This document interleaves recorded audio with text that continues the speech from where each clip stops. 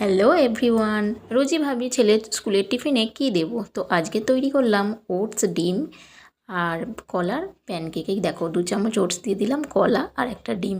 এটাকে মিক্সিতে ভালো করে পেস্ট করে নিতে হবে। তারপর একটু গাঢ় হয়ে গেলে ওতে একটু দুধ দিয়ে দিবে।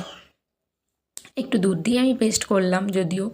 তারপর দেখো স্মুথলি পেস্টটা হয়ে গেছে। এরপর একটু ভ্যানিলা এসেন্স দিয়ে দিতে হবে, কারণ ডিমের কাঁচা গন্ধটা যদি নাকে লাগে বাচ্চারা হয়তো খেতে চাইবে না, তাই একটু ভ্যানিলা এসেন্স দিলে তার একটা স্মেল বেরোবে। তারপরে দেখো ভালো করে গুলিয়ে নিয়ে একটু দুধ দিয়ে গাঢ় থাকলে একটু নরম করে নিতে হবে। তারপর আমি প্যানকেকগুলো বাটার দিয়ে আস্তে আস্তে ভাজতে লাগলাম। দেখো এই রকম ঠিক হবে দেখতে, আর খেতেও কিন্তু জাস্ট অসাধারণ। এইটাই আজকে মাম্মামকে আমি দেবো টিফিনে। রোজই কিছু না কিছু করে দিতে হয়। তো 4টে প্যানকেক দিয়ে দিলাম আর একটু কাঠবাদাম আর কাজু বাদাম দিয়ে দিলাম। চলো টাটা।